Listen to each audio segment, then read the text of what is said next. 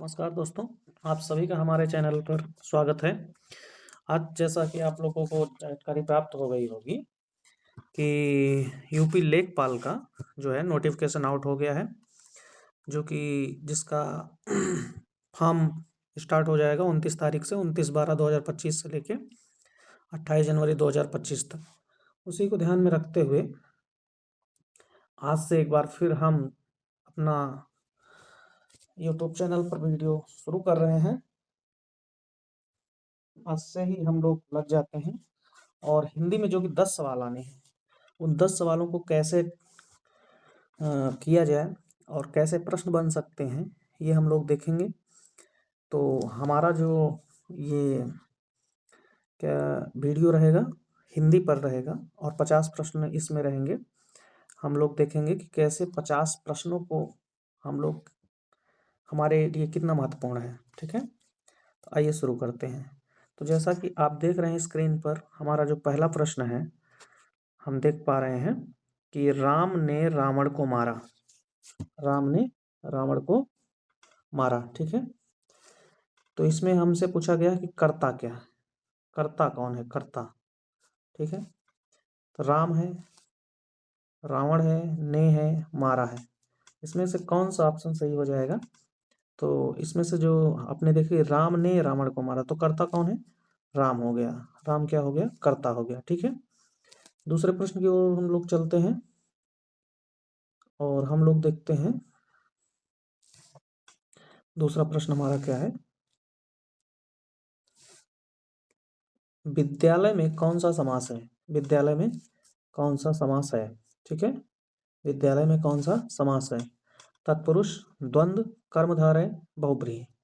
तो विद्यालय विद्या धनालय होता है। विद्या विद्या धन आलय। ठीक है, विद्या धनालय। तो विद्यालय में जो हो जाएगा विद्या धनालय, यानी विद्या के लिए आलय, विद्या के लिए घर, यानी कि इसमें हो जाएगा तत्पुरुष समास। कौन सा हो जाएगा? तत्पुरुष समास। ठीक है, आगे हम चलते हैं और आगे देखते हैं कौन अगला प्रश्न क्या है। अगला प्रश्न है, जो देखा ना जा सके के लिए एक शब्द है। जो देखा ना जा सके के लिए एक शब्द है। दृष्टिगोचर, अदृश्य, दृश्य, साक्षात। जो देखा ना जा सके। ठीक है, तीसरा प्रश्न का उत्तर क्या हो जाएगा इसमें? अदृश्य, जिसे देखा, जो देखा ना जा सके। ठीक है, अगला प्रश्न हमारा है, अगला प्रश्न, सुंदर शब्द का विलोम। सुंदर शब्द का विलोम। तो यहाँ क्या पूछा गया है? विलोम। देखिए, भद्दा का कुरूप, भद्दा और कुरूप ये समानार्थी हो गए। अशोभनीय का शोभनीय होता है और सुंदर का क्या हो जाएगा? असुंदर हो जाएगा। ठीक है, अगला प्रश्न देखते हैं। कमल के समान मुख वाला के लिए एक शब्द है। कमल के समान, कमल नयन, कमल नयन हो जाएगा कि कमलमुखी होगा। कमल नयन, कमलमुखी, कमलमुख और कमलाक्ष, चार शब्द दिए गए हैं आपके सामने। तो इसमें क्या हो जाएगा? कमल के समान मुख वाला के लिए एक शब्द क्या बनेगा? कमल मुख। क्या बन जाएगा? सही उत्तर कमल मुख हो जाएगा। ठीक है, अगले प्रश्न पे चलते हैं। आगे आगे प्रश्न हमारा जो है, इसको देखते हैं हम लोग। प्रश्न संख्या 6 पर, वह बहुत बुद्धिमान है। वह बहुत बुद्धिमान है, वाक्य में विशेषण आपसे पूछा जा रहा है। क्या पूछा जा रहा है? विशेषण। वह बहुत बुद्धिमान है, वाक्य में विशेषण। इसमें क्या हो जाएगा? वह है, बहुत है, बुद्धिमान है। क्या हो जाएगा विशेषण इसमें? 6 नंबर में। तो वह बहुत बुद्धिमान है, तो बुद्धिमान क्या हो जाएगा? विशेषण हो जाएगा। ठीक है, अगला प्रश्न 7 नंबर देखेंगे। जो कभी ना मरे। जो कभी ना मरे के लिए एक शब्द, सही शब्द पूछ रहा है। अमर, अमर हो जाएगा, अजर हो जाएगा, अविनाशी हो जाएगा या अक्षय हो जाएगा। तो बातों ही बातों में आप लोगों ने सही उत्तर तक पहुंच गए होंगे। तो इसका जो सही उत्तर हो जाएगा ऑप्शन ए, अमर। जो कभी ना मरे, उसके लिए क्या हो जाएगा? अमर। अगला प्रश्न है, दिन रात में कौन सा समास है? दिन रात में कौन सा समास है? तो आपके सामने ऑप्शन दिए गए हैं। ऑप्शन ए में द्वंद्व समास, ऑप्शन बी में तत्पुरुष, ऑप्शन सी में बहुब्रीहि, ऑप्शन डी में कर्मधारय। तो प्रश्न नंबर 8 को आप देखते हैं, बातों में आप लोग उत्तर दे दिए होंगे। इसका सही प्रश्न उत्तर हो जाएगा ऑप्शन ए, द्वंद्व समास, दिन रात। ठीक है, अगले प्रश्न की ओर हम लोग चलते हैं। प्रश्न संख्या 9। ठीक है, प्रश्न संख्या 9 में क्या दिया गया? ज्ञान शब्द का विशेषण रूप क्या होगा? ज्ञान शब्द का विशेषण रूप पूछा है आपसे। ठीक है, ऑप्शन ए में दिया है ज्ञानी, ऑप्शन बी में ज्ञानवान, ऑप्शन सी में ज्ञानशील, ऑप्शन डी में ज्ञान युक्त। तो ज्ञान शब्द का विशेषण रूप क्या हो जाएगा? इसका जो सही उत्तर होगा वो ऑप्शन ए हो जाएगा, ज्ञानी। ठीक है, प्रश्न संख्या 10। ठीक है, प्रश्न संख्या 10 में दिया गया है जल का पर्यायवाची कौन सा नहीं है? आपको ध्यान देना है, नहीं है, इस पे ध्यान देना है। नहीं है, जल्दबाजी में हम लोग क्या करते हैं कि है लगा देते हैं। तो नीर, वारी, अम्ब, पवन। तो नीर भी इसका जल का होता है, वारी भी होता है, अम्बु भी होता है, लेकिन पवन समीर का होता है। किसका होता है? समीर। ठीक है, समीर, हवा, वात, ये सब पवन के पर्यायवाची हैं। ठीक है, तो क्वेश्चन नंबर 10 का सही आंसर क्या हो जाएगा? ऑप्शन डी, क्योंकि इसमें हमसे पूछा गया है कि कौन सा नहीं है। ठीक है, आगे चलते हैं हम लोग प्रश्न संख्या 11 पर। ठीक है, प्रश्न संख्या 11 पर हम लोग देखते हैं। प्रश्न संख्या 11 क्या है? हम लोगों के सामने पूछा है रामायण के रचयिता। रामायण के रचयिता, ध्यान देना है आपको कि रामायण का रचयिता पूछा जा रहा है आपसे। क्या पूछा जा रहा है? रामायण के रचयिता। ठीक है, अगर रामचरित मानस पूछता आपसे, रामचरित मानस, मानस, रामचरित मानस पूछता तब इसका उत्तर दूसरा होता, लेकिन रामायण पूछा है और इसमें ऑप्शन दिए गए हैं आपके सामने। Option A Tulsidas, option B Valmiki, option C Surdas, option D Kalidas. ठीक है, तो इसका जो सही उत्तर हो जाएगा ऑप्शन बी, वाल्मीकि। और रामचरित मानस के रचयिता कौन है? तो तुलसीदास जी हैं। ठीक है, प्रश्न संख्या 12 आपसे पूछा जा रहा है भारतेंदु हरिश्चंद्र किस युग के कवि थे? भारतेंदु हरिश्चंद्र किस युग के कवि थे?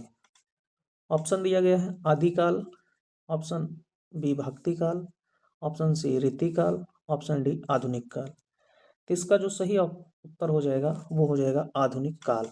ठीक है, इनका जन्म देखा जाए तो 1850 से लेके 1885 तक। ठीक है, तो अगला प्रश्न देखते हैं हम लोग। अगला प्रश्न है गीता किस ग्रंथ का भाग है? प्रश्न संख्या 13। प्रश्न संख्या 13 पूछा गया है गीता किस ग्रंथ का भाग है? तो ऑप्शन दिए गए हैं रामायण, ऑप्शन दिए गए हैं रामायण, महाभारत, पुराण, उपनिषद। ठीक है, तो इसका जो सही उत्तर हो जाएगा, आप लोग पहुंच गए होंगे उत्तर तक, महाभारत। ठीक है, अगला प्रश्न है प्रश्न संख्या 14। प्रश्न संख्या 14 दिए मैथिली शरण गुप्त किस विधा के साहित्यकार थे? प्रश्न संख्या 14, मैथिली शरण गुप्त किस विधा के साहित्यकार थे? ऑप्शन है नाटक, ऑप्शन बी कहानी, ऑप्शन सी कविता, ऑप्शन डी निबंध। किस विधा के साहित्यकार पूछा गया है? यहाँ पर विधा पूछी गई है आपसे। ठीक है, विधा पूछी गई है कि किस विधा के साहित्यकार थे। ठीक है, तो इसका जो सही उत्तर हो जाएगा वो हो जाएगा ऑप्शन सी, कविता विधा के। मैथिली शरण गुप्त कविता विधा के साहित्यकार थे। ठीक है, आगे चलते हैं, प्रश्न संख्या 15 पर देखते हैं। ठीक है, प्रश्न संख्या 15। प्रश्न संख्या 15 में आपसे पूछा गया कामायनी के रचनाकार हैं। ये तो बहुत इजी क्वेश्चन है और सभी को पता होगा, और इसका जो सही उत्तर हो जाएगा ऑप्शन बी, जयशंकर प्रसाद। ठीक है, अगला क्वेश्चन पर चलते हैं, प्रश्न संख्या 16 पर हम लोग, और देखते हैं कि प्रश्न संख्या 16 हमसे क्या पूछा जा रहा है। ठीक है, प्रश्न संख्या 16 पूछ रहा है कि कबीर कबीर के बारे में ये प्रश्न पूछा गया है। कबीर किस काल के कवि थे? कबीर किस काल के कवि थे? ठीक है, ऑप्शन दिया गया है। ऑप्शन ए में आदिकाल, ऑप्शन बी भक्ति काल, ऑप्शन सी रीतिकाल, ऑप्शन डी आधुनिक काल। तो कबीर के बारे में कहा गया है, तो इसका जो सही उत्तर हो जाएगा वो ऑप्शन बी हो जाएगा, भक्ति काल। भक्ति काल का समय देखा जाए तो आचार्य रामचंद्र शुक्ल के अनुसार जो रहा है वो 1375 से लेकर विक्रमी संवत में पूछा कहा गया है। विक्रमी संवत से 1700 विक्रमी संवत, ठीक है, 1700 विक्रमी संवत, ठीक है। अगला प्रश्न है गोदान। गोदान किसका उपन्यास है? ये पूछा गया आपसे। तो गोदान किसका है? गोदान उपन्यास किसने लिखा है, ये प्रश्न आपसे किया गया है। इसका जो ऑप्शन दिया गया है, ऑप्शन ए में प्रेमचंद, ऑप्शन बी में Yashpal, Agyeya, option C, option D Jainendra. इसका जो सही उत्तर हो जाएगा ऑप्शन ए हो जाएगा, प्रेमचंद, ठीक है। आगे प्रश्न संख्या 18 पे हम लोग देखते हैं। प्रश्न संख्या 18 क्या है कि साकेत महाकाव्य किसने लिखा है? साकेत एक महाकाव्य है और इसको किसने लिखा है? प्रश्न संख्या 18। तो इसमें इसका जो ऑप्शन दिया गया है, ऑप्शन ए में मैथिली शरण गुप्त, बी में जयशंकर प्रसाद, सी में निराला और डी में पंत। तो इसका जो सही उत्तर हो जाएगा ऑप्शन ए हो जाएगा, मैथिली शरण गुप्त। साकेत की रचना इन्होंने की है, एक महाकाव्य है। अगला प्रश्न जो कि नई कविता से पूछा गया है, प्रश्न संख्या 19, नई कविता के प्रमुख कवि के बारे में बात की गई। नई कविता के प्रमुख कवि कौन है? ठीक है, ऑप्शन ए दिया गया है तुलसीदास, बी ऑप्शन दिया है बिहारी, सी आज्ञेय और डी कबीर। तो नई कविता की बात अगर हम करते हैं तो प्रयोगवाद 1943 के बाद, जब 1943 से 1952, ठीक है, तो 1952 से शुरू हो जाती है नई कविता, ठीक है।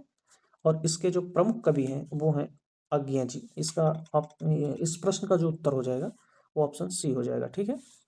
आगे बढ़ते हैं, प्रश्न संख्या 20 देखते हैं। प्रश्न संख्या 20 दिया गया है कि रस के प्रकार कितने होते हैं? इसके रस के कितने प्रकार होते हैं? तो इसका सीधा उत्तर आप सभी को पता कि रस 9 प्रकार के हैं, ठीक है। प्रश्न संख्या 20 के बाद हम 21 की तरफ चलते हैं। प्रश्न संख्या 21 क्या पूछा गया हम लोगों से? प्रश्न संख्या 21 कहा गया है श्रृंगार रस के स्थायी भाव का नाम। लेकिन प्रश्न यहाँ पर जो प्रश्न की प्रवृत्ति है, प्रश्न तो इजी है लेकिन पूछने का जो भाव है वो अलग तरीके से, कि जैसे पूछा जा सकता है इसको कि श्रृंगार रस का स्थायी भाव क्या है, लेकिन यहाँ पे पूछा है श्रृंगार रस के स्थायी भाव का नाम क्या है। नाम क्या है? नाम है तो क्रोध, रति, शोक, उत्साह। श्रृंगार जैसा कि जानते हैं आप सभी। प्रश्न संख्या 21 का जो उत्तर हो जाएगा वो रति हो जाएगा। क्या हो जाएगा? रति, ठीक है। अगला क्वेश्चन नंबर 22। सभी लोग ध्यान दें कि प्रश्न संख्या 22 में क्या पूछा जा रहा है आपसे कि उपमा अलंकार में कौन सा शब्द प्रयोग होता है, ठीक है। प्रश्न संख्या 22, तो उपमा अलंकार में कौन सा शब्द प्रयोग होता है ये आपको देखना है, मतलब उसका वाचक चिन्ह पूछा जा रहा है। वाचक शब्द जो है उससे पूछे जा रहे हैं। जैसे ही दिया है ऑप्शन ए में, ऑप्शन बी में सा, सी, जैसा, ऑप्शन सी में ही नहीं, ऑप्शन डी में ही तो इसमें से जो इसका जो उत्तर सही उत्तर क्या हो जाएगा, आप सभी पहुंच गए होंगे उत्तर तक, और इसका जो सही ऑप्शन होगा वो ऑप्शन बी होगा, ठीक है। अगला प्रश्न, प्रश्न संख्या 23 में पूछा गया आपसे। प्रश्न संख्या 23 है कि काव्य की आत्मा किसे कहा जाता है? काव्य की आत्मा किसे कहा गया है? काव्य की आत्मा किसे कहा गया है? ऑप्शन ए में दिया है छंद, ऑप्शन बी में रस, ऑप्शन डी सी में अलंकार, ऑप्शन डी में भाषा। तो काव्य की आत्मा किसे कहा जाता है? तो काव्य की आत्मा रस को कहा गया है। किसे कहा गया है? रस को कहा गया है, ठीक है। प्रश्न संख्या 24 देख लेते हैं। प्रश्न संख्या 24 और 25। प्रश्न संख्या 24 और 25 में क्या प्रश्न किया जा रहा है? वीर रस का उस स्थायी भाव, वीर रस का स्थायी भाव क्या है? ठीक है, प्रश्न संख्या 24। तो ऑप्शन ए में दिया है उत्साह, ऑप्शन बी में क्रोध, ऑप्शन सी में भय, ऑप्शन डी में शोक। तो वीर रस का स्थायी भाव क्या होता है? ऑप्शन ए सही हो जाएगा, उत्साह। क्या हो जाएगा? उत्साह। ठीक है, और ऑप्शन जी उत्साह। अगला प्रश्न है, यमक अलंकार में क्या होता है? थोड़ा सा यहाँ पर शब्दों की जो प्रवृत्ति है वो बदल दी गई है। पूछ रहा है यमक अलंकार में क्या होता है? जरा ध्यान से पढ़ने की जरूरत है। प्रश्न संख्या 25 है और पूछ रहा है कि शब्द की पुनरावृत्ति होती है, कि अर्थ की पुनरावृत्ति होती है, कि वर्ण की पुनरावृत्ति होती है, कि भाव की पुनरावृत्ति होती है। ठीक है, ये आपसे पूछा जा रहा है। तो इसका जो आप पढ़ते हैं कि जहाँ एक ही शब्द बार बार आए और उसके अर्थ अनेक हो जाएं, हर बार अलग अलग हो जाते हैं, तो वो यमक अलंकार कहलाता है। तो इसका जो सही उत्तर हो जाएगा ऑप्शन ए हो जाएगा। ठीक है, अगले प्रश्न में चलते हैं, प्रश्न संख्या 26 पे हम लोग। ठीक है, और हमसे इसमें पूछा जा रहा है प्रश्न संख्या 26 में पत्र शब्द का बहुवचन क्या है? प्रश्न संख्या 26, प्रश्न संख्या 26 में पूछा जा रहा है पत्र शब्द का बहुवचन क्या है? तो पत्र का क्या हो जाएगा? ऑप्शन ए पत्रा, ऑप्शन बी पत्रे, ऑप्शन डी पत्रों, ऑप्शन डी पत्रियां। तो इसका जो सही उत्तर हो जाएगा आपका पत्र का पत्रों। ठीक है, ऑप्शन नंबर सी इसका सही हो जाएगा पत्रों। प्रश्न संख्या 27 में देखते हैं क्या पूछा जा रहा है हमसे कि मैं स्कूल जा रहा हूँ वाक्य किस काल में है? मैं स्कूल जा रहा हूँ, जा रहा हूँ अगर जा चुका था भूतकाल हो जाता, ऑप्शन बी वर्तमान दिया है, ऑप्शन सी भविष्य है, ऑप्शन डी पूर्ण भूतकाल है। ठीक है, तो आपको ये पूछा जा रहा है कि मैं स्कूल जा रहा हूँ, तो इसमें काल पूछा जा रहा है। क्या पूछा जा रहा है? काल, कि किस काल का ये वाक्य है, किस काल का वाक्य, किस काल का वाक्य है। ठीक है, तो इसका जो सही उत्तर हो जाएगा प्रश्न संख्या 27 का वो हो जाएगा ऑप्शन बी वर्तमान काल। ठीक है, प्रश्न संख्या 27 के बाद 28 की तरफ चलते हैं। 28 और 29 देखते हैं क्या पूछा जा रहा है हम लोगों से। तो प्रश्न संख्या 28 में पूछा है खाया शब्द किस काल का उदाहरण है? काल से एक दूसरा क्वेश्चन है हमारे सामने, काल खाया शब्द किस काल का उदाहरण है? ऑप्शन ए दिया है सामान्य भूत, ऑप्शन बी आसन्य भूत, ऑप्शन सी पूर्ण भूत, ऑप्शन डी अपूर्ण भूत। ठीक है, तो प्रश्न संख्या 28 को देखते हैं। तो खाया, खाया खाना खाया यानी कि खाना खा चुका है, तो वो पूर्ण भूत हो जाएगा। ठीक है, तो इसका क्या उत्तर हो जाएगा 28 नंबर क्वेश्चन का? ऑप्शन सी सही है। ठीक है, अब प्रश्न संख्या 29, यहाँ पे देखिए एक बार फिर से आपसे काल का प्रश्न किया गया है कि वह पढ़ेगा, वह क्या करेगा? पढ़ेगा, और पूछा है किस काल का वाक्य है? ध्यान दीजिएगा कि वह पढ़ेगा प्रश्न संख्या 29 है। ऑप्शन ए दिया है भूतकाल, ऑप्शन बी वर्तमान, ऑप्शन सी भविष्य, ऑप्शन डी संदिग्ध। ठीक है, तो वह पढ़ेगा किस काल का वाक्य है? ठीक है, प्रश्न संख्या 29, तो वह पढ़ेगा मतलब भविष्य की बात कर रहा है, तो इसका जो सही उत्तर हो जाएगा ऑप्शन सी हो जाएगा। और हम इसी के साथ प्रश्न संख्या 30 पर चलते हैं। ठीक है, प्रश्न संख्या 30 हमारा है प्रश्न संख्या 30 जो कह रहा है कि तुम जाओ किस प्रकार का वाक्य है? तुम जाओ, यह देखिए वाक्यों के प्रकार पूछ लिए गए हैं। ठीक है, अर्थ के आधार पर यह पूछा जा रहा है कि तुम जाओ किस प्रकार का वाक्य है, और अर्थ के आधार पर 8 प्रकार के वाक्य होते हैं। ठीक है, तुम जाओ किस प्रकार का वाक्य है? तो ऑप्शन दिया है विधानवाचक, ऑप्शन बी प्रश्नवाचक, ऑप्शन सी आज्ञावाचक, और ऑप्शन डी विस्मयवाचक। ठीक है, प्रश्न संख्या 30, तो तुम जाओ मतलब आदेश दिया जा रहा है यहाँ पे कि तुम जाओ, यानी कि ये क्या हो जाएगा इसका उत्तर? Option C, आज्ञावाचक। प्रश्न संख्या 31 की तरफ हम लोग चलते हैं और देखते हैं प्रश्न संख्या 31 में हमसे क्या कहा जा रहा है। ठीक है, प्रश्न संख्या 31 की ओर हम आते हैं और देखते हैं क्या है। तो प्रश्न संख्या 31 में आप देख रहे हैं कि क्या तुम आओगे, क्या तुम आओगे, यह कौन सा वाक्य है? आपसे पूछा जा रहा है क्या तुम आओगे, यहाँ वाक्य का प्रकार पूछा जा रहा है। ठीक है, प्रश्न संख्या 31 इसमें है विधानवाचक, प्रश्नवाचक, इच्छावाचक, संकेतवाचक। इसमें से कौन सा? तो यहाँ पे आपसे प्रश्न किया जा रहा है कि क्या तुम आओगे, तो इसका जो सही उत्तर हो जाएगा ऑप्शन बी सही हो जाएगा। ठीक है, अगला प्रश्न है अरे, प्रश्न संख्या 32। प्रश्न संख्या 32 में हम देखेंगे कि क्या पूछ रहा है कि अरे, प्रश्न संख्या 32, अरे कितना सुंदर दृश्य है, यह वाक्य है, कैसा वाक्य है? तो यहाँ देखिए आश्चर्य की बात कर रहा है। कैसी बात कर रहा है? आश्चर्य की बात कर रहा है। तो इसका जो सही उत्तर हो जाएगा ऑप्शन सी हो जाएगा।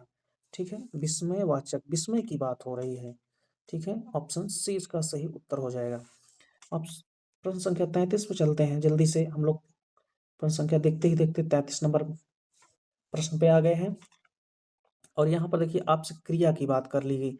मतलब इस प्रैक्टिस सेट के माध्यम से हम हर उस टॉपिक को कवर करना करेंगे जो जो टॉपिक्स हमारे हिंदी सब्जेक्ट में व्याकरण में आते हैं। देखिए हमने काल के भी क्वेश्चन देख रहे हैं, और देखिए क्रिया की बात है, इसके बाद सर्वनाम और बहुत सारे क्वेश्चन हम लोगों ने देखे, और कुछ साहित्य के प्रश्न भी हमने देखे।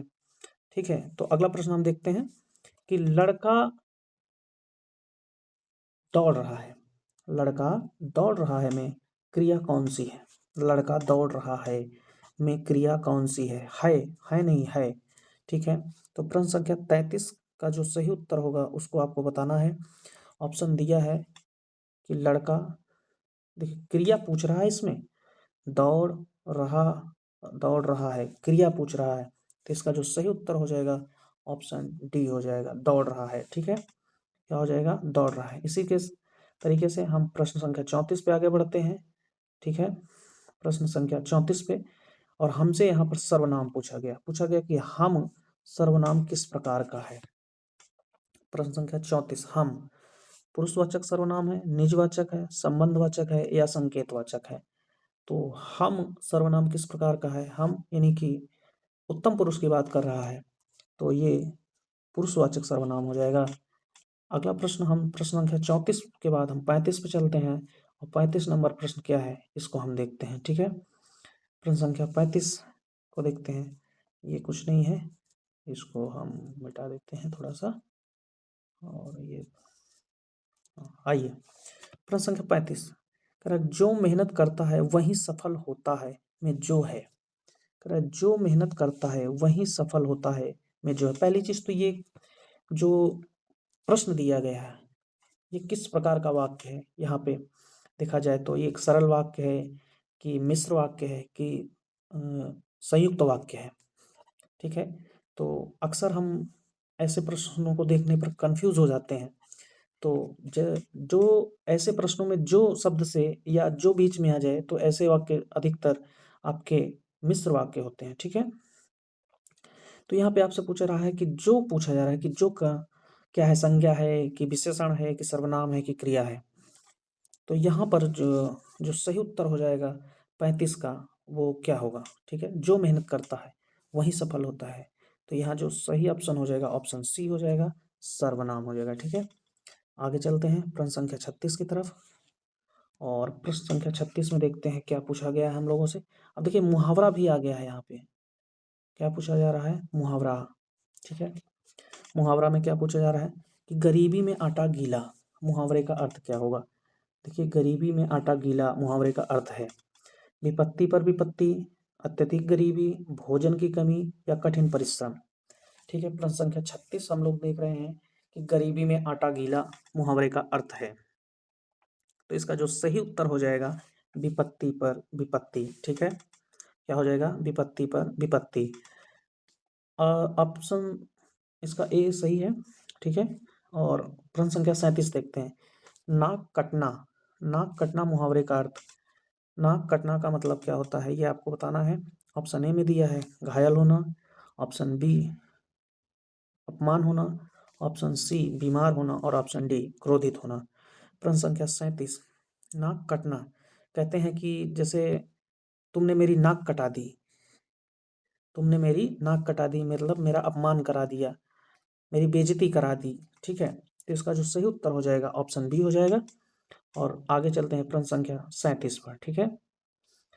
के बाद 38, प्रश्न संख्या 38 और 39 देखते हैं हम लोग।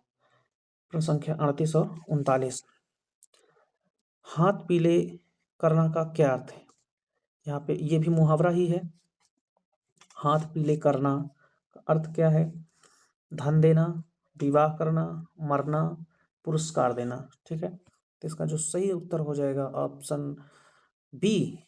कहते हैं कि हमने बेटी के हाथ पीले कर दिए या बेटी के हाथ पीले कर दिए, शादी विवाह कर दिए, ठीक है। और प्रश्न संख्या 38 का जो सही उत्तर हो गया आप देख रहे हैं कि ऑप्शन बी, हाथ पीले करना, विवाह करना। अब प्रश्न संख्या 39 पे चलते हैं कि दांत खट्टे करना का अर्थ क्या होता है? ये भी मुहावरा एक पूछा और गया आपसे। बार बार आप देख रहे हैं कि हर टाइप के क्वेश्चन आपको देखने को मिल रहे हैं। दांत खट्टे करना का क्या अर्थ है? ये सीरीज जो हमने आज चालू किया है, जैसा कि आज लेखपाल का नोटिफिकेशन जारी हो गया है, इस सीरीज को हम लगातार देखेंगे, कंटिन्यू देखेंगे। इसके साथ साथ हम कोशिश करेंगे कि आपके यूपी स्पेशल में जो 20 क्वेश्चन आने हैं उस पे भी हम वीडियो लेकर आएँ। और अगर आप चैनल पर पहली बार आए हैं तो चैनल को सब्सक्राइब और वीडियो को लाइक करना ना भूलें, ठीक है। तो हम लोग बात कर रहे थे प्रश्न संख्या 39 पर। तो यहाँ पर दिया है दांत खट्टे होने मतलब पराजित करना, धोखा देना, अपमान करना या डराना। तो आप कहते हैं कि दांत खट्टे करने का मतलब होता है हरा देना या पराजित कर देना, ठीक है। तो इसका जो सही उत्तर हो जाएगा ऑप्शन ए हो जाएगा, ठीक है। प्रश्न संख्या 39 के बाद हम लोग चलते हैं 40 पर, ठीक है। प्रश्न संख्या 40 क्या है? एक और आपके सामने मुहावरा आया है कि आँखों का तारा, आँखों का तारा का क्या अर्थ है, ठीक है। और ऑप्शन इसमें जो दिया गया है ऑप्शन ए शत्रु, ऑप्शन बी प्रिय व्यक्ति, ऑप्शन सी चतुर व्यक्ति, ऑप्शन डी अमीर व्यक्ति। तो कहते हैं वो मेरी आँखों का तारा है, वो मेरी आँखों का तारा है, यानी कि मुझे वो बहुत प्रिय है। क्या है? बहुत प्रिय है। तो इसका जो सही उत्तर हो जाएगा ऑप्शन बी हो जाएगा, ठीक है। तो 40 नंबर क्वेश्चन का ऑप्शन क्या होगा? Option B. 40 नंबर क्वेश्चन के बाद हम लोग चलते हैं क्वेश्चन नंबर 41 पर। और क्वेश्चन नंबर 41 देखते हैं, ठीक है। दिया है पढ़ाई में दिल लगाना, पढ़ाई में दिल लगाना। क्या आप लोग का पढ़ाई में दिल लग रहा है? क्या आप लोग मेहनत आज से शुरू कर रहे हैं? और अगर शुरू कर रहे हैं तो हमारे साथ जुड़ना ना भूलिए। और हमारे चैनल पर पहली बार आए हैं तो एक बार मैं फिर आप लोगों से कहना चाहूँगा कि चैनल को सब्सक्राइब और वीडियो को लाइक करना ना भूलिएगा अगर आपको ये वीडियो अच्छी लगे तो, ठीक है। चलिए आगे देखते हैं प्रश्न संख्या 41 को। पढ़ाई में दिल लगाने का क्या अर्थ है, ठीक है। तो पढ़ाई में दिल लगाना यानी पढ़ाई छोड़ देना, क्या ऐसा है? मन लगाकर पढ़ना या डरना या सोचना? तो आप सभी इसका उत्तर सबके दिमाग में आ गया होगा, सबने मन ही मन में सोच लिया होगा। इसका सही उत्तर हो जाएगा मन लगाकर पढ़ना। प्रश्न संख्या 41, ठीक है। ऑप्शन नंबर प्रश्न संख्या 42 पर चलते हैं हम। सर पर चढ़ाना, सर पर चढ़ाना देखिए ये एकदम हम देख रहे हैं जिससे हमारे ग्रामीण परिवेश में, या जैसे कहते हैं कि तुमने अपने बच्चे को सर पर चढ़ा रखा है, यानी कि क्या किया है? सम्मान दे दिया है? नहीं। बिगाड़ देना? पता नहीं। ऑप्शन सी मारना है या डांटना है? तो सर पर चढ़ाने का मतलब क्या है कि उसको बहुत बिगाड़ दिया है आपने, उसको क्या कर दिया है आपने? बिगाड़ दिया है। तो प्रश्न संख्या 42 का जो सही उत्तर हो जाएगा वो ऑप्शन बी हो जाएगा, ठीक है। प्रश्न संख्या 43 की तरफ और 44 43 देखते हैं। प्रश्न संख्या 43 और 44 देखते हैं, ठीक है। प्रश्न संख्या 43 में दिया है लोहे के चने चबाना, लोहे के चने चबाना। क्या दिया है? लोहे के चने। क्या भाई कोई लोहे के चने चबा सकता है? क्या लोहे के चना चबाना आसान है? तो आइए देखते हैं ऑप्शन क्या दिया है। ऑप्शन ए काम करना, आसान काम करना, ऑप्शन बी कठिन कार्य, ऑप्शन सी भोजन करना, ऑप्शन डी क्रोध करना। तो इसका जो सही उत्तर हो जाएगा, क्या आप लोहे के चने चबा सकते हैं? तो आसान काम तो होगा नहीं, भोजन करना है नहीं, क्रोध भी नहीं करते हैं, तो इसका जो सही उत्तर हो जाएगा कठिन कार्य हो जाएगा। क्या हो जाएगा? कठिन कार्य हो जाएगा। ठीक है। प्रश्न संख्या 44। ये सवाल जो है बहुत बार परीक्षाओं में देखा गया है। 9 2 11 हो जाना, क्या होना? 9 2 11 हो जाना क्या है कि आपने बहुत सारी परीक्षाओं में इस प्रश्न को देखा होगा और बहुत सारे बच्चे इसको गलत भी कर देते हैं। इसलिए किसी भी क्वेश्चन को, चाहे वो छोटा हो, बड़ा हो, आसान हो, कठिन हो, उसको उसको आप हल्के में नहीं ले सकते। जल्दबाजी नहीं करना है, सोच समझ के आपको उत्तर देना है। ठीक है। तो 9 2 11 का उत्तर आपको आ गया होगा दिमाग में। इसका जो सही उत्तर हो जाएगा, आप देख रहे हैं, इसका जो सही उत्तर होगा ऑप्शन सी हो जाएगा, भाग जाना। क्या हो जाएगा? भाग जाना। ठीक है। प्रश्न संख्या 45 की ओर चलते हैं इसी के साथ हम लोग। और प्रश्न संख्या 45 में क्या दिया है? पानी पानी होना का अर्थ है। अब क्या पानी पानी होना का मतलब क्या? नहा लेना? नहीं नहीं नहीं, नहाना है। चलिए देखते हैं क्या दिया है। पानी पानी होने का अर्थ क्या है? प्यास लगना, प्यास लग गई, पानी पानी, शर्मिंदा होना, नहाना या खुश होना। तो कहते हैं कि मेरी इज्जत पानी पानी हो गई, मतलब मैं शर्मिंदा हो गया। क्या हो गया? शर्मिंदा हो गया। इसका जो सही उत्तर हो जाएगा वो ऑप्शन बी हो जाएगा। ठीक है। इसी के साथ 45 क्वेश्चन हमने कर लिए हैं। हमारे पास 5 क्वेश्चन और हैं, क्योंकि ये जो सीरीज है 50 प्रश्नों की है। और हम आगे बढ़ते हैं और 5 प्रश्न हमारे जो बच्चे हैं उसको भी देख लेते हैं। ठीक है। चलिए, प्रश्न संख्या 45 के बाद हम 46 पे आ गए हैं। पूछ रहा है कि सिंहासन, क्या पूछ रहा है? सिंहासन में, सिंहासन में शब्द में कौन सा समास है? सिंहासन शब्द में कौन सा समास है? ठीक है। ऑप्शन ए तत्पुरुष समास, ऑप्शन बी कर्मधारय समास, ऑप्शन सी द्वंद्व समास, ऑप्शन डी बहुब्रीहि समास। तो सिंहासन, सिंहासन का क्या मतलब है? सिंह, सिंहासन मतलब सिंह पर किसका आसन है? ठीक है। ऑप्शन इसका क्या हो जाएगा? कर्मधारय। इसका जो सही उत्तर हो जाएगा कर्मधारय हो जाएगा। ठीक है। अगला प्रश्न देखते हैं। प्रश्न संख्या 47 क्या दिया गया है? नीलकंठ, नीलकंठ में कौन सा समास होगा? प्रश्न संख्या 47 और 48 देखते हैं। नीलकंठ शब्द किस प्रकार का समास है? नीलकंठ शब्द किस समास का उदाहरण है, ये पूछा जा रहा है आपसे। ऑप्शन ए दिया गया है द्वंद्व समास, ऑप्शन बी कर्मधारय समास, ऑप्शन सी बहुब्रीहि समास, ऑप्शन डी तत्पुरुष समास। तो नीलकंठ, किसका नीलकंठ है भाई? शिव का, तो इसलिए उनको नीलकंठ। तीसरे व्यक्ति के बारे में कह दिया गया यहाँ पे, तीसरे अर्थ निकल गया इसका, इसलिए यहाँ पर बहुब्रीहि समास होगा। ठीक है। प्रश्न संख्या 48 में देखते हैं क्या पूछ रहा है कि राजपुत्र में कौन सा समास है? राजपुत्र यानी राजा का पुत्र। ठीक है।